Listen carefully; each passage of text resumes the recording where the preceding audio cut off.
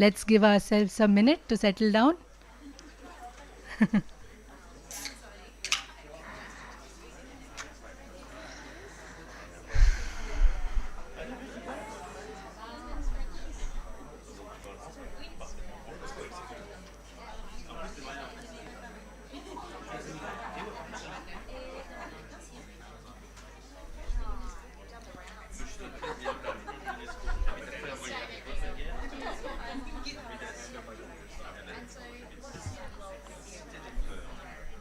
30 seconds. Can I request everyone to sit, please?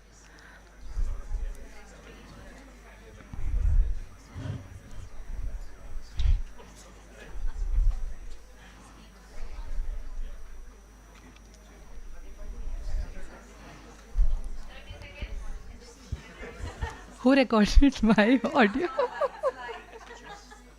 Okay, that's a good note to start today's session. Hello, a very good morning to each one of you who is here early in the morning, going through all the queues, I'm sure, from your respective gates. Thank you so much for coming. This session is organized by Digital Empowerment Foundation.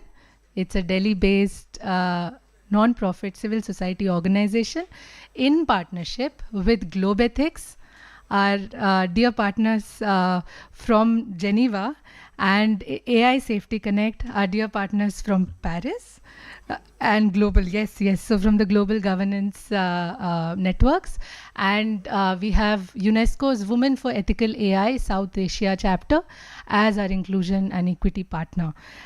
So it's our great privilege to have all of you here and our esteemed panelists. Jayesh sir is not here yet because there was some medical emergency in his flight, because of which he just landed in Delhi. So he is on his way. I hope he makes it by the end of this session. But meanwhile, I think we should start our conversation today. As you would all know, our panel discussion is titled Data, People and Preempting Mass Exclusion, Building Ethical AI as Digital Public Infrastructure. This session will explore the risks of algorithmic exclusion that could potentially perpetuate in welfare, healthcare, education, finance, and governance, and examine community-centered frameworks anchored in Digital Empowerment Foundation's grassroots work in India with 2,400 plus community information resource centers. We have now been working with Department of Telecommunications, Government of India, to actually implement a project called the Samriddh Gram pilot, which is basically a very good example of what a DPI-enabled village can look like in India.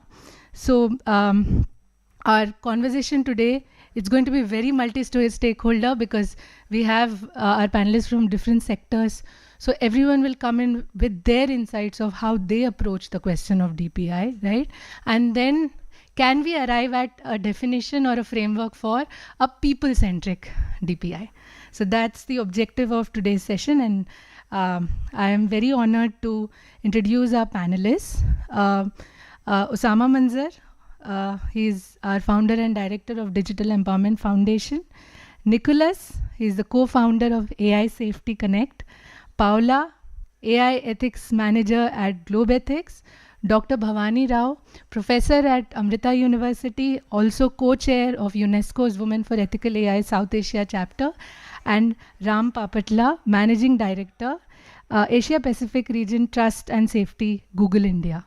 So we welcome all of you to please join us on the stage. And Jayesh Ranjan sir, who's is important to talk about. I hope he reaches very soon. He is Special Chief Secretary to Chief Minister's Office in Government of Telangana and has been very instrumental in building Telangana's IT infrastructure. So, yes, thank you so much. So today's discussion is basically like divided into three segments. So to start with, like, what are those key framing points that shape our discussion, right? One, that DPI and AI-enabled DPI is not a neutral infrastructure because it actively shapes access, eligibility, and voice in the digital ecosystem. And exclusion today is algorithmic. Exclusion today is silent. There are many hidden costs to today's digital exclusion and very hard to contest, because most of the systems that are being designed are systems that we can't see, we can't, debate, or we can't contest as citizens, right? So, and DF's grassroots evidence has always, given us this learning that exclusion often harms before harm is visible, is tangible, is measurable, right? So that is where we begin, right? So through this panel discussion, we'll attempt to address if exclusion is increasingly preemptive and invisible, and where should accountability sit in data, design, deployment, or governance, right? So here we have 3 segments. First segment, we want to understand whether and where exclusion can potentially enter the AI DPI stack, right? Segment 2 will look at how AI can be governed as public infrastructure. And third segment will be focusing on how can we ensure inclusion by design. So that means, like, how do we locate gender in design? How do we build trust by design? And what is industry's responsibility, which houses the public infrastructure in today's AI ecosystem? So in the segment 1, we start with Osama. Osama, I'll be asking questions from here. So this will be easier for me with my iPad. Yes, little bit. So Osama, the first question to you is, from villages and community centers, where exactly are people falling out of AI-enabled public systems today? And what is your understanding of what a people-centric DPI can look like?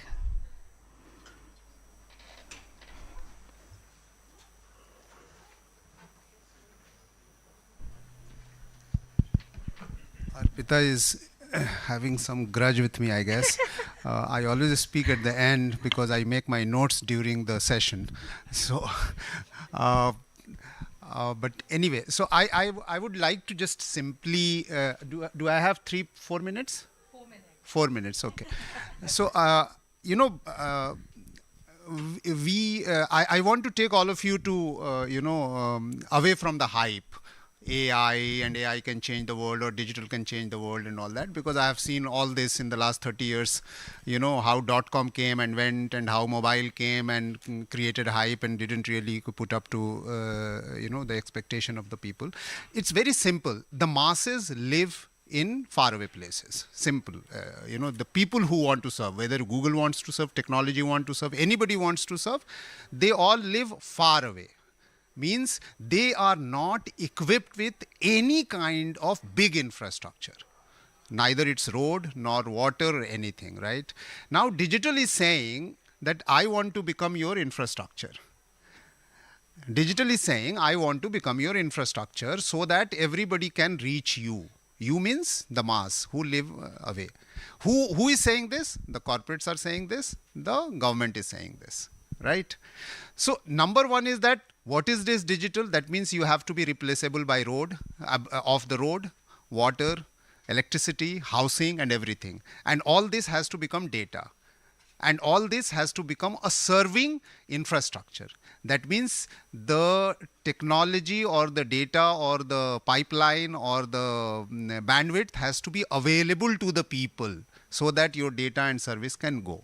That's what the public infrastructure is. Public infrastructure, what is public infrastructure? I get out of my house, the bus stand is right there, or the metro is right there, or electricity is right there, right? Water is in the pipe. But if you say that public infrastructure is 5 kilometers away, 10 kilometers away, and only available when you buy a 10,000 rupees infrastructure device, then only you can access that public infrastructure, then it is unaffordable, inaccessible, not cheap, and especially to those people who live far away.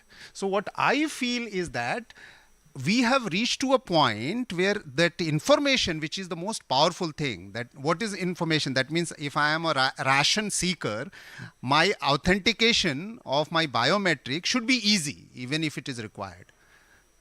I should not pay 100 rupees to get authenticated, then get my rice and lentils and then go home, right? That should not be the situation, but that is how it is now at the moment. So digital infrastructure has to be available at the doorsteps. The question to me is that, is the public digital infrastructure available to the doorsteps like a post office or a thing? No, it is not available. It says that it is available on the internet, which is available 5 kilometers away, which is available at a cost, which is available in the language that I don't know, which is available after filling 1 hour of form in the language that I don't know. That is the problem with any infrastructure, especially the digital infrastructure. So when AI is coming here, AI is actually saying that we will simplify all this. How will you simplify? I have no idea how you will simplify unless you have the real data, trustable data, And every AI system is now extracting the data of the people rather than extracting the data that has to serve to the people. So data of the people or data for the people? What do you want? So these are the questions that I'm posing, and that is what at DEF we work with. We are saying that digital public infrastructure has to be affordable, available, and in a format that people can consume, right? If AI can help, fair enough. If AI cannot help, thank you very much, we don't need AI. It's very, very simple. And I feel that AI is based on raw data, right? As much as data, and the AI's job is believable. It has to be trustable. If it is not trustable, then it is not good, right? And it should serve people, not use people to serve themselves. I think most of the time when you see that the technology or anything is being pushed by the corporates and government or anybody, make sure that it is going to serve them by you and not that they are going to serve you first.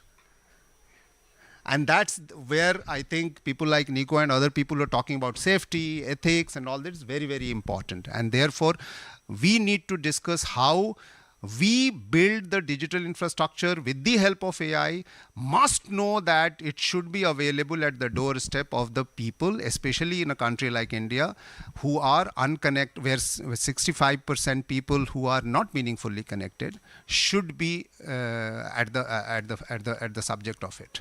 I can come back if there is more time in the second round. Yes. I mean, I didn't have grudge, but I think I wanted to set this context for the larger conversation where key stakeholders from different sectors will now respond also from their vantage point on how they approach the questions of safety, trust, security, responsibility, because these are the words being used today in abundance. We are using them across sectors. But which are those frameworks that define these words is very important. I think that is where I think our session will focus on. So here I think I'll bring in Nicholas. From a global perspective, global governance perspective, most AI safety debates focus on frontier risks. And what are those slow harms of AI infrastructure for welfare and governance systems? Or like if I have to paraphrase that question, what governance mechanisms exist today that can actually stop these invisible harmful systems before deployment?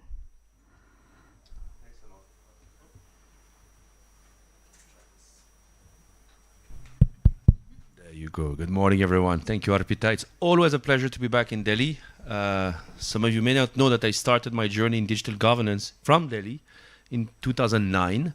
And I had the pleasure of collaborating with Osama and getting to know about DEF. And one of the earliest player in that conversation, so a lot of wisdom, a lot of experience to provide perspective. And I think I agree with most of the things that Osama has been painting as a context. I'm going to be built upon it. I'll try and also hopefully provide a bit of constructive and useful contrast. To your question, and then I'll move beyond your question. I'm going to try and keep it very quick and structured. So the slow harms are the same that we have seen across the move towards a digital society, the move towards an algorithmic society with higher speed and scale. Is algorithmic discrimination new? No, it's not. Access to credit, access to healthcare, access to education, all of that mediated by algorithms is not a new problem. It's just intensifying with speed and scale of development of advanced algorithms.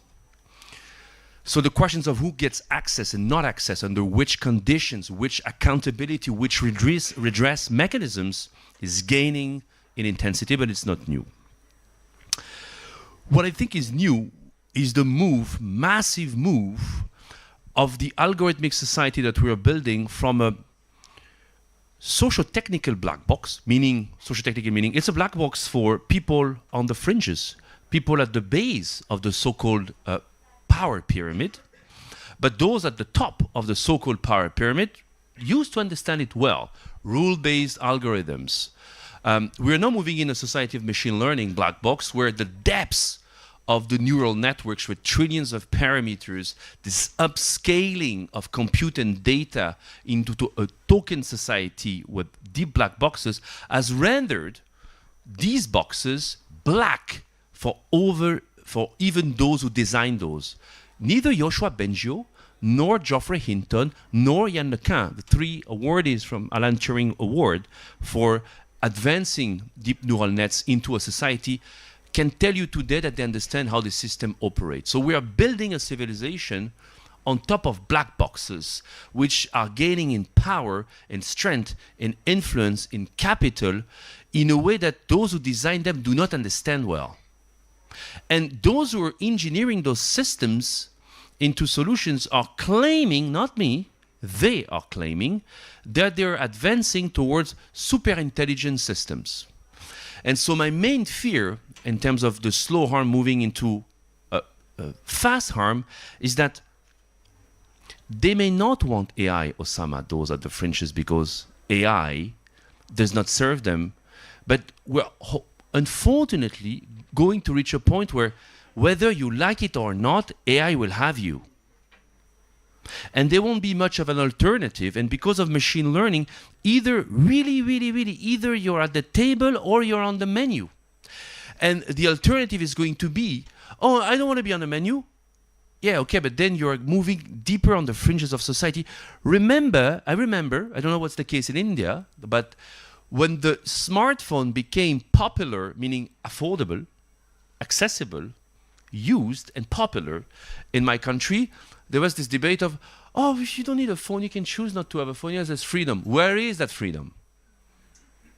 No phone, no work. No phone, no labor. The same is likely going to happen with those advanced AI systems. Oh, you don't need to have ChatGPT. Do you get the pattern I'm going at there? And so those who are in a situation to refuse it, either because of political resources that they want to mobilize against that AI that they don't want, either in a national project with a sovereign push, or because their community are saying no to the deal, no to the social contracts being pushed on them, or not, the price to pay to remain out is going to get super high, because those who have access to super intelligent or very capable intelligent systems to plan, reason, and create value in the service economy. India is a service economy. So those who are creating value in that economy are going to get too much of the pie. And so what I'm worried about is that really now is not the time to be left behind and left out, but the price to pay to be in, and the value system we have to trade in and abandon, if not sacrifice. The deal to me is looking as a very bad deal for the values and the hopes and the dreams that my grandmother and my grandfather have given to me when I grew up. Thank you, Nicholas. I think it almost feels like a catch-22 situation. Because absolutely right that see, when we talk about safety, trust, security, for a citizen, an ordinary citizen who is giving away their data, they have no idea where the data is going, for what purpose it is being used, where is it being stored, will it be used for their social welfare or for commercial interests. We all know as citizens sitting in this room that even the elite classes are unable to grasp what's happening in the AI ecosystem as citizens. And then we're talking about scores of masses of citizens who are deprived of lot of resources in India, in Global South, globally.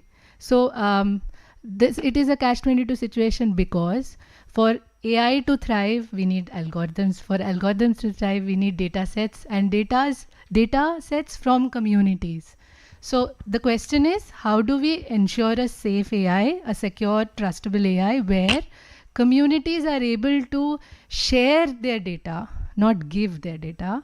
It's not extractive by nature, but is more co-created, co-developed, that we ensure that citizens have autonomy and agency in the ecosystem, rather just being passive recipients chasing what's happening.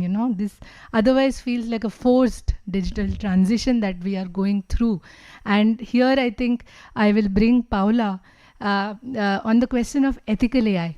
So ethical AI, Paula, these principles do exist, right? But why do they fail to protect communities in practice? Where is the implementation gap? And how do you see that? Because you do have a network of organizations who are in the Global South, and you have also authored a report where you have in detail looked at how civil society organizations who are working with communities are faring in this ecosystem. Thank you. Yeah. Thank you, Arpita. Good morning, everyone. It is a pleasure to be with you, and on behalf of Globetics, it's not. Are you listening to me? Yes. Yeah. I was just thanking the Data Empowerment Foundation for inviting us. For Globetics, it's really an honor to co-organize this session, because this topic is really timely. I am Peruvian, so I'm trying to bring the voice also from the Global South here. In particular, I feel very welcomed by India, so thanks so much to the host, and I do believe that this AI Global Summit will and has all the potential to bring a difference, because we've been working on, Bletchley Park safety, in Seoul as well, last year in France on action, and this year on impact. So that's where we want the impact, whether it is bringing impact or not, are we leaving behind? So this conversation is timely. Thanks so much. And as I said, I'm Peruvian, so I'd like to share with you a story that happened in 2019. In Peru, a rural woman was denied her government subsidy for food as a biometric authentication system didn't recognize her fingerprints. But what happened there? What we don't know is that this woman had been working for decades in agriculture, and that's why the digital footprint had worn down. And Peru, by that time, in 2019, it had a data protection law. We have a very big rhetoric on inclusion. And by that time, Peru had also signed the AI principles by the OECD. So ethics were there, right? But what failed? What happened? Why this woman was left behind? So what failed here in the system, in my opinion, is that ethics were not enforceable.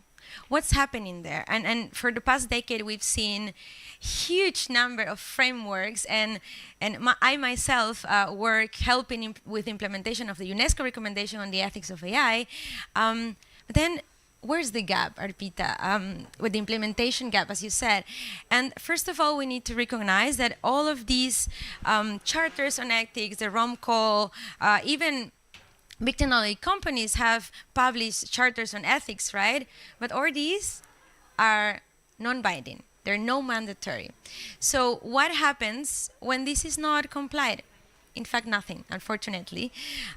So I would say this is one of our biggest failures, I would say, where it's weak, right?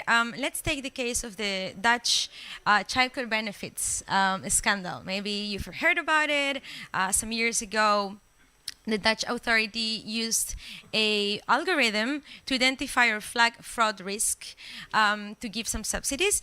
And because this model was embedded with some discriminatory assumptions, so the data was not completely diverse and quality up to date, actually it recognized and falsely put some families as of fraud risk, leaving thousands of families, mainly from migrant backgrounds, aside. So once again, that's where we're failing.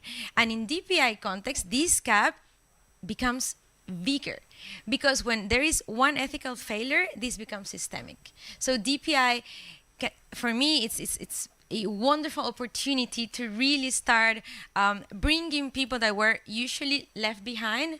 But if we are not putting ethics into practice, operationalizing it, then we're failing. Another point that I would like to touch here is power, and you mentioned it briefly when you introduced me. When we see power asymmetries, and that's our reality, those power asymmetries are at the moment shaping who builds the models, who sets the defaults, who benefits from this, and whose data we're using. I was remember yesterday very proudly that in Latin America we have already launched LATAM GPT, which is a model that was made with our own languages and our history. We have so many indigenous communities.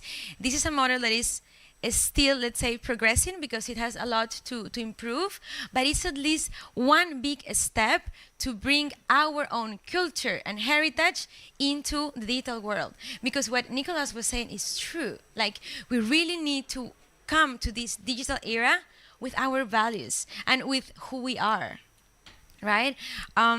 So if we want to have these DPI and AI solutions more ethical and really avoiding mass exclusion, we really need to work with communities and bring them since the very beginning, since the very design. And for governments, do we have government representative here?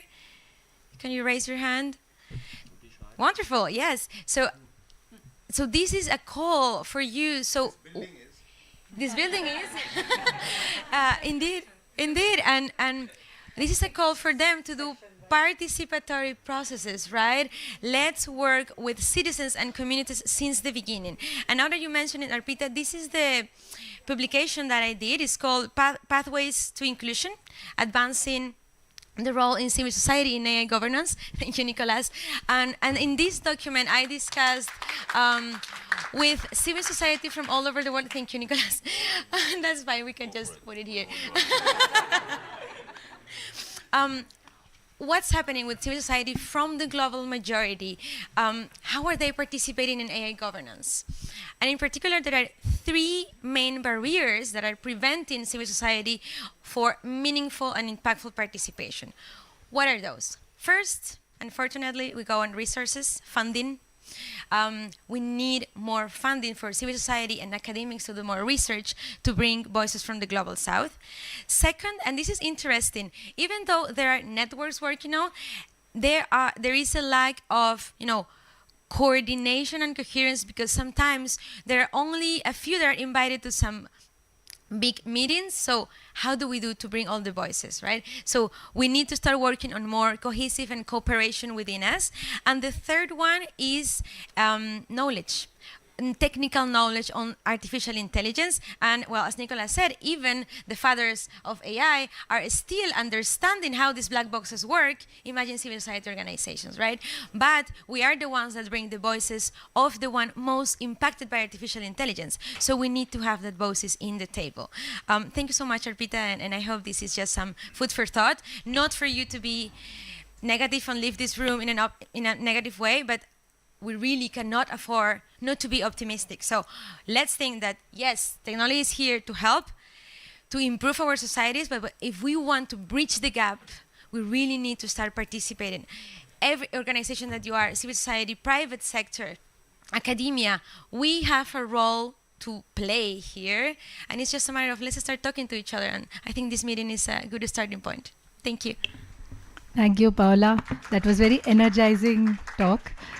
So here I think 2 points that I think Paula mentioned here. The takeaways are ethics without community in the loop will only be a procedural compliance, right?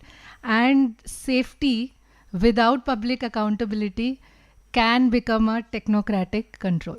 Now, these are the key takeaways, right? And here I think when we talk about community in the loop, the first problem, as Paula highlighted, is that even civil society organizations do not have a seat at the table for AI governance conversations. So this is what I think DF also keeps always reiterating and always tries to occupy places where we can take our community voices through storytelling. So we should acknowledge that together as all stakeholders, that we should have more CSOs in the room. Then CSOs can bring communities in the room. There are so many gates, like different stages at which there are roadblocks, and we have to break them all, maybe step by step sometimes, and maybe all of it, like question them more critically and redesign our ways of building frameworks, definitions, etc. So here, when we talk about inclusion by design, we come to the segment 3, where we will focus a little bit on the question of gender in AI, right? And here, Dr. Bhavani plays a very important role. Like Women for Ethical AI South Asia chapter has been instrumental since last 1 year. She has her report today, which we are very honored to launch from our platform, and you can have a look at the report after the session. They are the network, which I am also part of, is raising lot of important questions on how automated AI audits or creation of data sets, how they are creating lot of critical concerns for women in healthcare, in hiring process. And then of course, like if you go deeper, 70% of India is rural. We have to look at women as a heterogeneous community, women with different marginalities, transgender women, self-identified women. There are people from different marginalized genders. What are their experiences with the current AI ecosystem? That conversation also always have to be centered in our discussions. So here I invite Dr. Bhavani with a question. In AI-enabled public systems, where does gender exclusion hide, especially when systems claim neutrality? Please.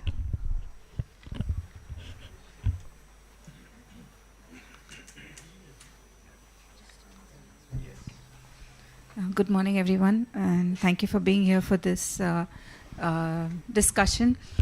The thing is that if you listen to the phrasing of her question, this is where does gender, where does bias hide when systems claim to be neutral? In all honesty, I don't think a system can ever claim to be neutral. Right, because I mean, this is thanks to my technical colleagues. They said that it requires some 13 billion parameters to train large language models. That kind of data we do not even have for the kind of people who are left out. So there's no way that any system can actually claim this neutrality. So obviously then the biases hide all over the place. And I think we have plenty of now well-known examples, especially in healthcare.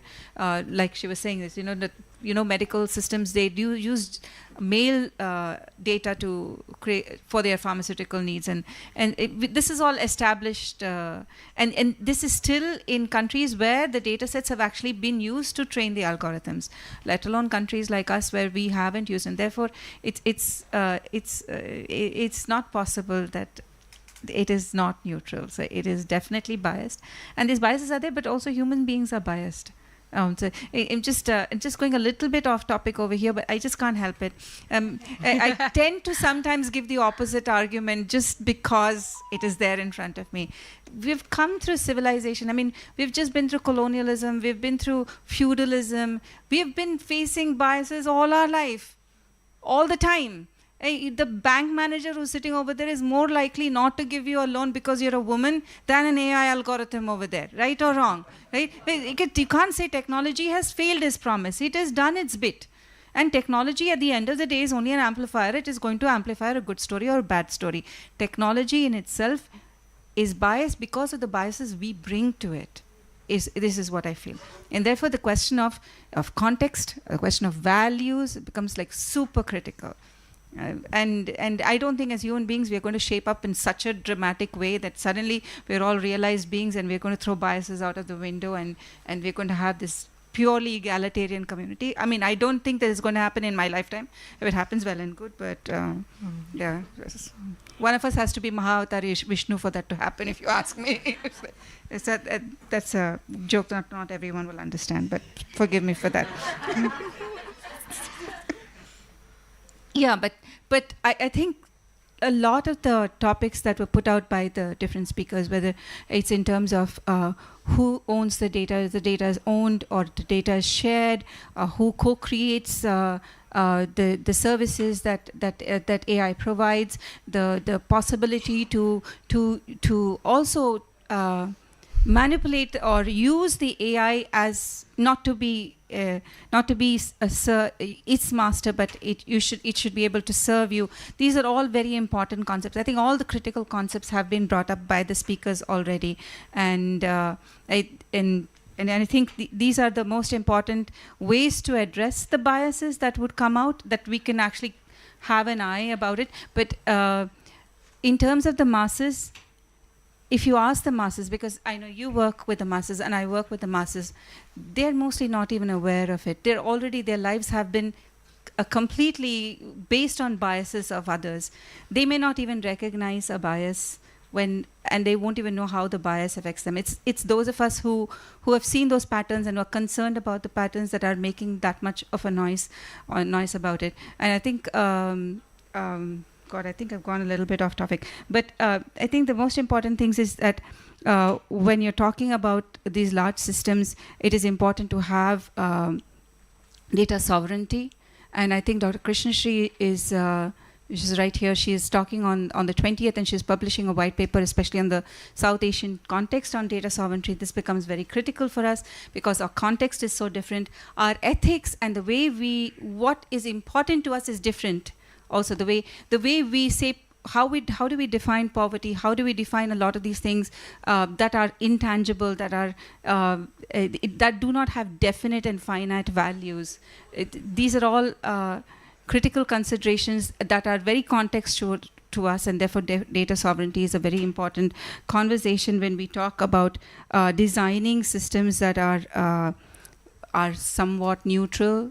And I still believe that it can never be totally neutral, but at least it'll be relevant to us. I think that would be a better way to say than calling it neutral.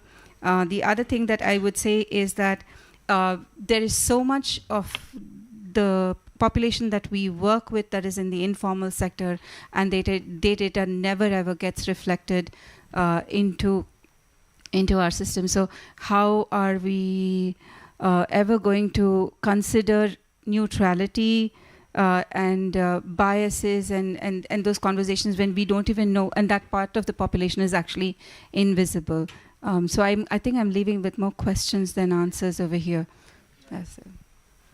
Yeah, absolutely. And I think, again, like just summarizing all these conversations in the context of our larger conversation about DPI, right? Digital Public Infrastructure, to build a citizen-centric, community-centric, people-centric DPI. What are the steps that we should not follow to repeat the mistakes that are already at design level operating in today's ecosystem? Here, the most important voice, I think, in this panel is of a technologist. And we have Ram here from Google. And here, Ram, the question to you is, what does responsible and trustworthy AI mean from your vantage point when systems affect access to welfare, identity, or services, and all the other discussions that panelists have been talking about? Please. Cool. Thank you, Arpita. I don't think I'm the most important person here, just given what I heard from the amazing panelists, but super excited to be here. And thank you also for our collaboration on capacity building workshops. You've been a great part of that. I thought maybe I'll take a slightly different pivot for a second, just to give you maybe how we build products and maybe that'll be helpful. Maybe everybody is aware, but I've done this for the last 25 years, last 5 years at Google, where most of the time we're thinking about products in a way of, can we, obviously it's a commercial sense, so we're always thinking about, can we get broad distribution? But if we leave the commercial sense for 1 second, that broad distribution is all about inclusivity, right? And keeping it very contextual in India, that means that, can we have a large language presence? Can we make sure that, people can derive value in their own language? So for example, Gemini and NotebookLM and AI overviews are in multiple Indian languages, right? That's just one example of kind of reach.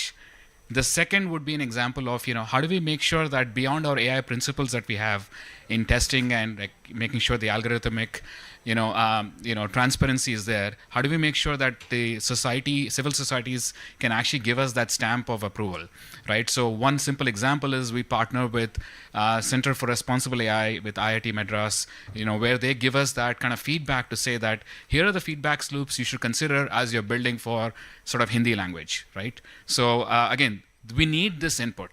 Without this input, there's no way we can build products that are loved, products that are safe, that are inclusive, right? That's just an example. And there are examples beyond that, right? For example, if you want to make sure that, hey, we've built a basic platform for education. We've recently launched, Gemini going to help you with JEE prep, right? Again, that's a big deal because what we're saying is, if you don't have access to a tutor, if you have a shared device, please use Gemini to at least make sure that you can start prepping for, JEE. You don't need to have, a fancy, tutor and, expensive equipment to get there. But to even get there, we worked very, very closely with institutions like Vadvani AI to make sure that they can give us that grassroots feedback on what does it mean to actually build for education. So the point of my story is really to say that we cannot do this without, what the esteemed panel was talking about earlier. Like, we need to be one part of this entire kind of ecosystem. We're very, very excited to, learn from the ecosystem, build for everyone, make sure that it's inclusive. So that's the part about product building. I think there's a second part, which is about, a lot of the conversations is also about data and transparency and, the impact of algorithmic kind of, benefits, right? Which I agree, we're seeing some of these examples and they're pretty sad to kind of hear. I think that's where we need fast feedback loops. We're a company that can react to feedback. The moment we have feedback, we move very, very fast. And this is just beyond complying with data laws and regulations in every country. That we do, right? But if we actually have feedback from civil society, if we have feedback from, educational institutes, or the healthcare industry to say that this is what we're seeing in terms of, confirmed biases, this is an area where you can act very quickly. And so I would encourage us to have a stronger dialogue with Google, give us a seat at the table. I mean, I'd love to put you all on a speed dial next time we're building a product to quickly check on some of these things, because I'm like a kid in a candy store right now. So this is very, very exciting for me to be in this moment. But yeah, I think about this a little bit more optimistically, and I think we can actually come together and solve for India in a much, much better and a scalable way. Thank you. That's very assuring. And on that very positive note, we have 15 minutes. So we would like panelists to go through, 13 minutes, to go through another round where I'm going to just ask, because of lack of time, one concrete change, right? Or a suggestion, policy level, design level, or governance level, that would prevent preemptive exclusion or reduce these hidden harms, costs, if implemented, say in the next 2 years. We are looking at a DPI model for a village, to make a village smart instead of a city. So yeah, one round, please. Starting with Ram. Yeah, okay. Ram, go ahead, please. Fresh off my last talk. Yeah, I think I'll keep the same theme in terms of feedback loops. The one change I would say is, can we have stronger feedback loops and stronger connection? Because, every parts of this, big, huge elephant, right? We all can touch only a few sides of it and not realize it's even an elephant. So what we really need to make sure is, we get very rich, insightful conversations about where we are seeing these challenges, and not necessarily the solutions, just the problem statements. And sometimes I feel like those problem statements are very hard to even, identify and distill. So I would request, all the, the panelists here and, other civil society orgs to, reach out to us, give us that feedback, and make sure that we're able to build that bridge. That would be my main takeaway for today. Yeah.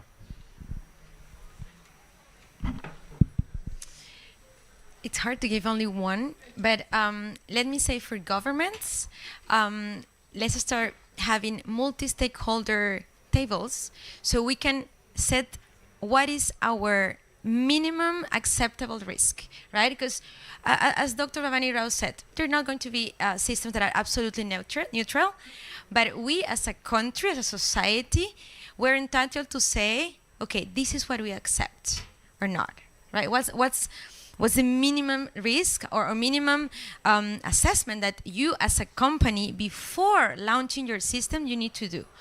Because I don't think it's acceptable to harm and then say, oh, sorry, I will then fix it. Because there are already hundreds of people that were harmed. This is first one. So no more launching, and especially in developing countries where we don't have the regulations, so companies just launch and then test with us. And for that, multi-stakeholderism process, participatory process, key. And second, if our civil society here, let's work together closely, more closely. Because yes, indeed, Google organizes sessions. Open Loop from Meta does this as well. I participate sometimes when we can discuss how technology, now new functionalities that are going to launch. But sometimes, and those are the privileged ones that have the contact with. So how do we do to involve more people there, right? So sometimes it's super hard to have the thousands of CSOs there. But if we work closer together as communities, we can bring the voices of more people to the table. So I think let's connect more. I would say those two, Arpita. Mine will be connecting to the part of the question before I didn't answer, which is what can we do about this black box? So the way in which we're doing, in the daytime, I lead a Paris-based startup that does frontier AI safety evaluation. So we're trying to break into the black box to understand its behavioral dynamics. And so we develop behavior elicitation technologies. There is a movement happening from Bletchley Park to here, which is the establishment of what we call AI safety institutes. And they are organizations led by the public, non-regulatory, trying to advance the science of understanding the behavioral dynamics and the related risks of this system, started in the UK and spreading around the world.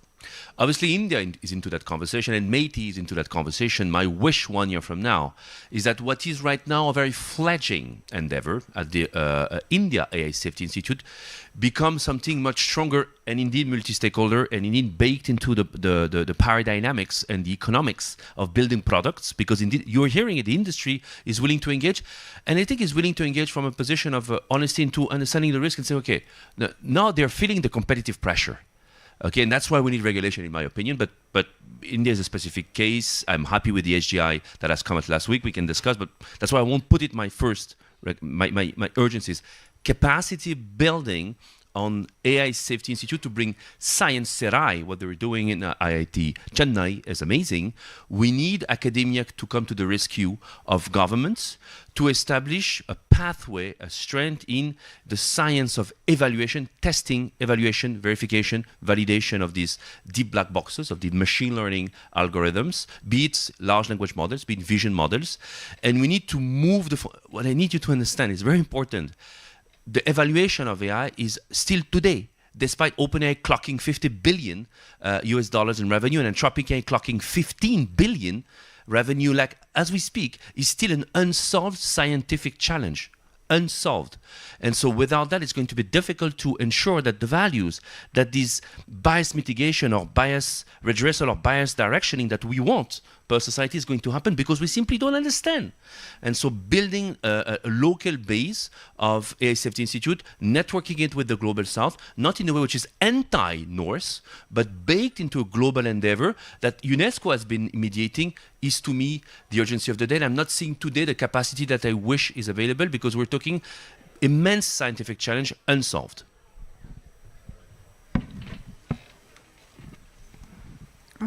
I would come back to the hand that's holding the gun and not the gun. And I would come back to ethics. And Paula said a very important thing is that you could have systems in place, but who's actually enforcing ethics? In a small community where it's like a village, which is the context that you set, it's usually the community that does the enforcement, that does the monitoring, that has the oversight. So it is, I think, very critical for us to really empower communities at the base on what these ethics are and how they can be responsible. And then all the words like participatory and all these things get pulled in. But really the accountability for ethics and the human element of it is critical.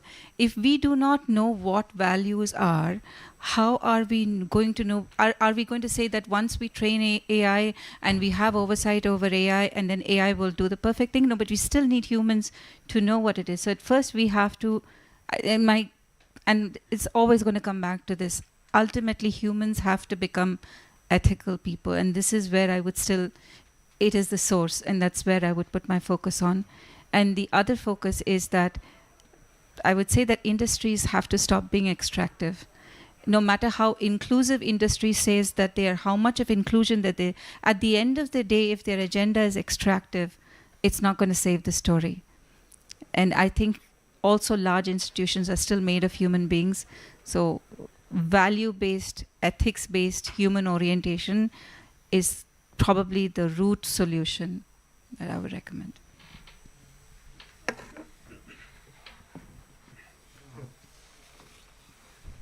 End of matter, I guess. No more AI. It's as simple as that. That's what you said, and I totally agree that human in the loop has to be brought in, right? Yeah, but why do we need to have to brought in for something that we want to create? In any case, is not trustable. So I actually made a doodle of the virtues of AI. You know, everything is virtue, no?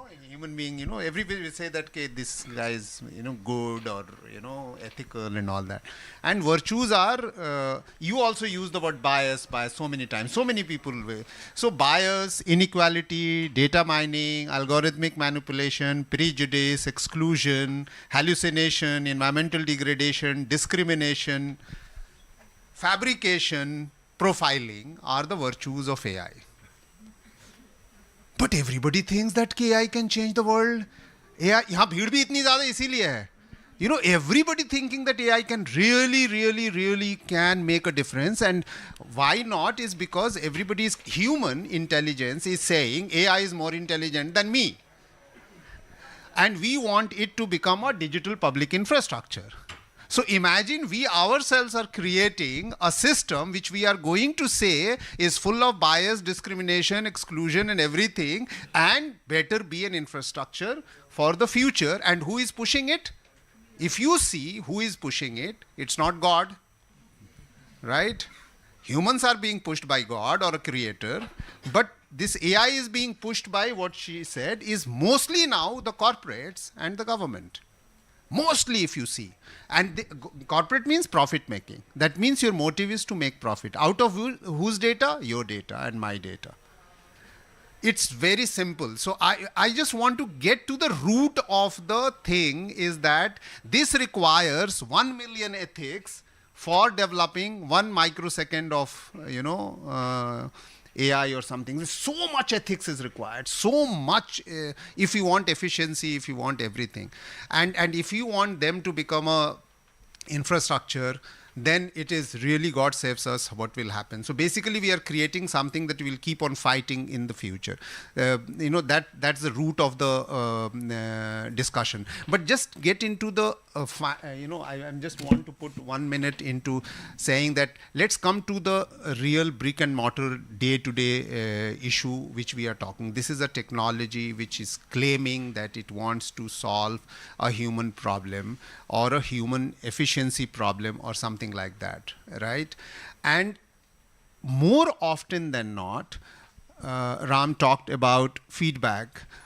You know, why don't we do feed forward rather than feedback? You know, feed forward means you already know what you are developing and you know enough that how you are developing, rather than when you develop and push and then you say, tell us, did it harm you or did it not harm you? So in that manner, you know, it is very important that anything that we are building, first look at exclusion as a primary, you know, outcome. We always say inclusion, digital inclusion, human inclusion, everything is inclusion and sounds very good. And if you see as inclusion, yesterday we had 5 people using internet, today 10 people, then tomorrow 100, the graph is always up. So it's very positive inclusion. At DEF, the way we calculate is that anything that you create, first you calculate how many people are left behind for not using this and what is their life. That's exactly what we are saying. And I'm just saying, it's not negative, it's a positive way of thinking, is that whatever you are building, first thing, how many people cannot use it? Whether it's a broadband, whether it's an internet, whether it's a digital infrastructure, whether it's an antenna, whether it's a broad road, whether it's a toll road, whatever, how many people cannot use it? And if you see that number, it will always be larger than the number that people are going to use. And the people who are going to use is always will be progressive and not day one. It will always be progressive. And that is all I want to say in this one, is that digital public infrastructure, when we are talking about, we must talk that once we make it as a and I'm also saying it is not progressive because you are making it necessary, because you are making policy. For example, coming here is a QR code. QR code is a digital. Digital means it requires device, right? So there are so many infrastructure requires to do that, rather than just human being. I am already an infrastructure, I am already a face, I have already a different face, I have already have a unique face, I have already have a unique voice, and we still need a technology which can be deciphered. So it's very interesting that we must see that anything that we are developing, is it excluding or not excluding? On the basis of that, if you make it a public infrastructure, it will always be positive. That's all that we are saying. That's all we are saying. And public infrastructure means it's not individual public infrastructure. It's a public infrastructure. That means things for the masses, not masses for some things. You wanted to getting excited.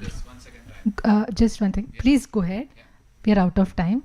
The next session organizers will request us to move on. But please, Ram, go ahead. I'm more Go of ahead. a case study example guy. I wanted to give you one more interesting example. So we've rolled out this technology called SynthID because your comment about feed forward, it triggered me to say this.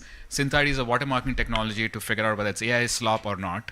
And the way we built it was, of course, the technology was rolled out, but the way it came to life was to actually work with Jagran and really make sure that the Indian newspaper community and the media community can actually give us feedback on like the applicable usage of Indian, media, right? And we learned so much from that, and that also improved our global models. So I think sometimes, it's okay to put the technology out, but we also need that kind of engagement to make it real as well and make it very local and contextual. So I'm excited about that, excited about the opportunity, but over to you.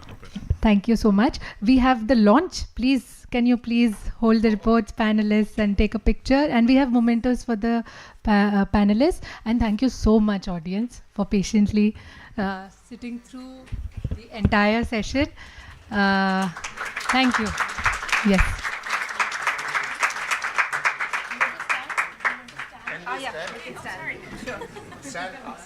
Anyway, we have to stand. Can you go a little close? Yes.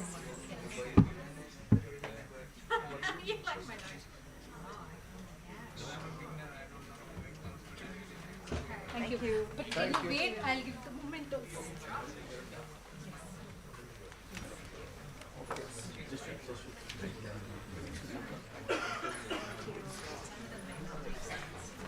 Thank you.